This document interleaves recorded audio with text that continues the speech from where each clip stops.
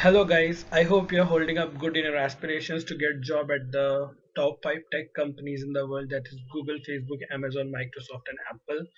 In the last video we talked about the free internet resources that you should use in order to basically pursue this dream.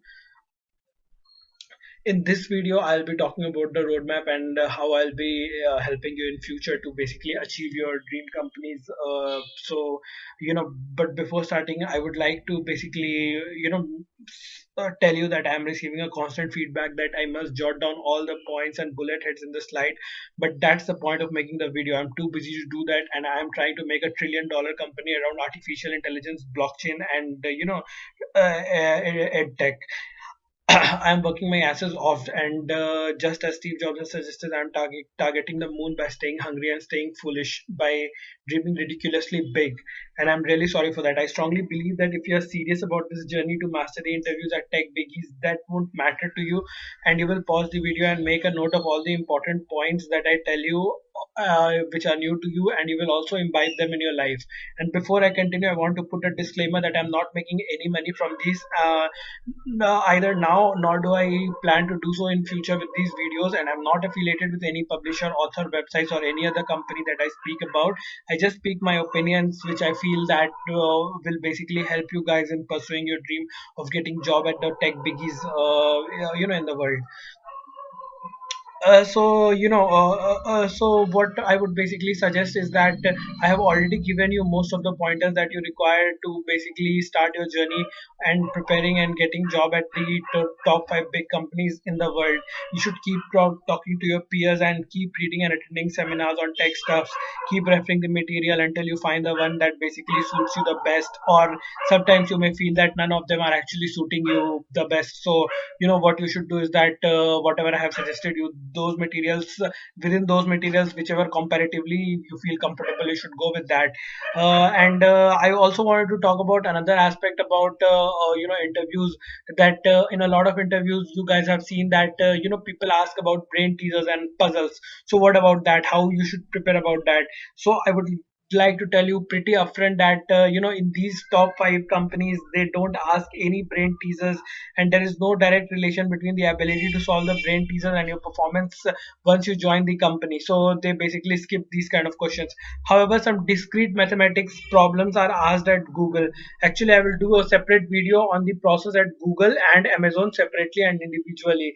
And also I would like to just remind you, which I've already told you, that design and oops concepts are more important at senior level than they are at junior level. So at junior level, 70% of your questions will be from data success and algorithms, and 30% will be from low level design. However, at higher levels, a lot of new things will come in, and the design will become even more prominent. So there will be low level design, high level design, object oriented concepts, software design patterns, RDBMS design, etc. So however, I also wanted to talk about the behavioral questions that you are basically asked. So what basically happens is that there is no specific behavioral observation or the behavior that you should basically do, and behavior does not matter that much as long as you don't do any kind of blunder during the interview, like dressing up really inappropriately or using some swear words. I think I have used a couple of swear words in this video, so don't carry that forward to the interviews. That is only because I'm a very amiable guy, and I just want to make my point very very clear. So in one of the previous slides, this slide, actually I had actually told you about this, so this kind of is a little bit offensive. The feedback I that a lot of female uh, viewers might get offended by this. So if that is the case, I would really apologize for using such kind of strong statement. But I think that if I do use such strong statement, it will make a very long lasting imprint in your memories. That way you will always remember that getting success is not easy, and becoming disappointed after a small failure is really really easy. But that's not how you become successful. You will have to basically get up and try again and again. So yeah, coming back to so basically coming back to this slide about the roadmap. I was talking that you should definitely skip the brain teasers, but you should focus sometimes on discrete mathematics that is asked in the Google interview, and for all the others, such questions are not asked. And there is another observation that I made about the Microsoft interview is that in the initial rounds, the questions they will give you won't be the tough questions in Microsoft, but it will be clumsy question, if for which you will have to write a lot of dirty code first, and then they will see how good you are able to organize that code into into good modular maintainable kind of code, right?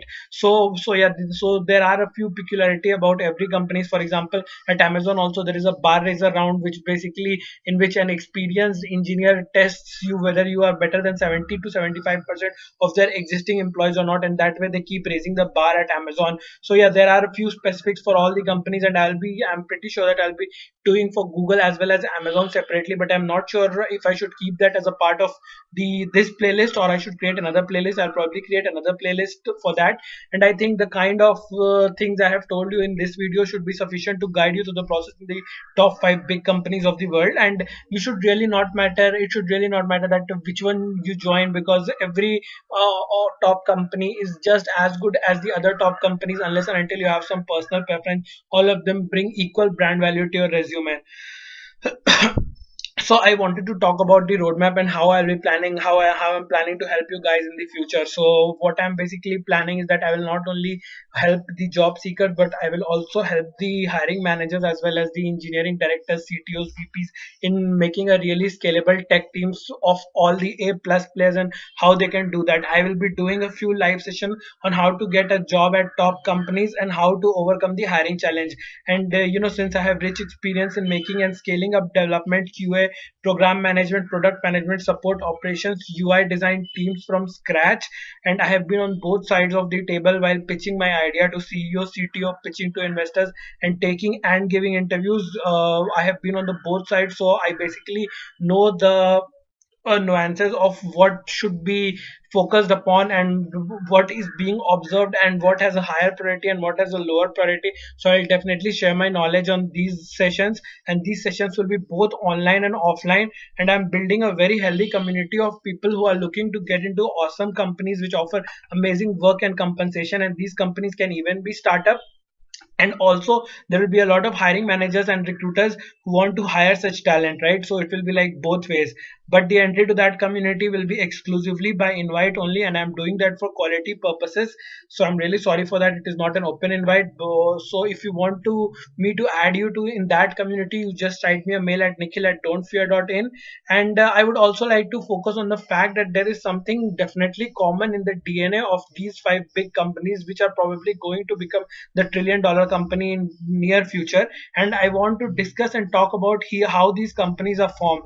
And then there will be a lot of cutting edge technologies and trends in of the tech industry that will be discussed in that forum which I'll be building. And I would just like to push in a really fun fact here. I would want to talk about PayPal Mafia. So the company founded by Peter Thiel, Elon Musk, and Max Levchin has spawned 3 billionaires, many millionaires, and generation defining companies, right? So most of the big tech companies in the Silicon Valley that are basically ruling the world right now have been founded directly or indirectly by the ex-employees or co-founder of the PayPal that was basically started by Peter Thiel. So they definitely have something in common that basically spawns and hires and retains A plus players. I would like to talk about that, and I would also do a video upon who these PayPal mafia companies are right now. Just to give you a gist of what kind of people they have and the kind of work they are doing. You can actually go through this article, and I have also pasted this article's link in the video description. So you should see the kind of people who was hired by PayPal long back, and the kind of people they have hired and the culture they have inculcated was so strong that all these have become billionaires and millionaires and basically rulers of the tech industry. So I'll not go into very detail about what these people are doing right now and who are these people and what are the companies they own, but I'll definitely do a separate video on that to emphasize on basically the gene and the culture of hiring A plus players, right? So so basically that was it. And similarly, there is something known as Amazon mafia in India. So all the big startups in India, all the big tech startups in India are founded by the ex-employees of Amazon India Private Limited. They were all engineers in Amazon India Private Limited, and whatever is a secret to hiring that gene, hiring that gene and that pedigree of software developers that basically Amazon followed, I would be talking about. And similar to like PayPal Mafia in India, we have Amazon Mafia, and all the unicorn 1 billion plus companies, not all but most, have been founded and led by the people who were actually ex-employees of Amazon. So Amazon culture must have done something right, correct? Yeah, and I have already spoken about HR and behavioral around, like you should be like well behaved, and you should use your common sense to the best of your abilities. So there is no secret sauce, or there is no like dress code or specific dress code that should follow. You should just be dressed up decently, and you should carry yourself forward decently. You should be talking in a good way. Also, if you talk in a good way, smile a lot, and shake hands with your interviewer. Sometimes even the interviewer might be nervous, and it will basically it will basically ease out the tension of the entire interview process. Basically, interview is a team game, and you should never think opponent as your interviewer as your opponent, but rather you should think him as your friend. And basically, you do have to work as a team to make your interview successful, right? There might be, as I have already told, that there might be some bad interviews. For the most part, the interviewer is your friend, and you should always be open to any kinds of hint that interviewer is trying to throw at you. And you are already aware about the confirmation bias, so you should always try to give an answer that is probably the general consensus in the tech industry, and that only comes through practice and by playing the interview game, right? I've already spoken about it, so I'll not go into much detail. I will also be doing sessions on design thinking and applications of software, technical infrastructure, and stack design, how to develop design thinking and get into crucial roles like CTO, SVP, VP, director, engineering manager, architect, and technical lead, who are responsible for managing the entire technical infrastructure of the company. I'm also writing a book on the same topic, and how you can basically develop that kind of design thinking and crack design down and get into roles like CTO, SVP, VP, director, engineering manager, architect, and technical lead. How to hire the right people for senior and strategic roles in an efficient way. So I'm also interviewing a lot of leaders in the tech industry, and if you think you can add value, you can kindly reach me at nikhil@don'tfear.in to take that interview forward and to be telecasted on our media, which is basically the YouTube channel and a couple of other media that I'm working on, which I'll not be speaking about right now. The criticality of good engineers in tech like IoT, artificial intelligence, machine learning, blockchain, embedded systems, microservices, and distributed systems increases with seniority.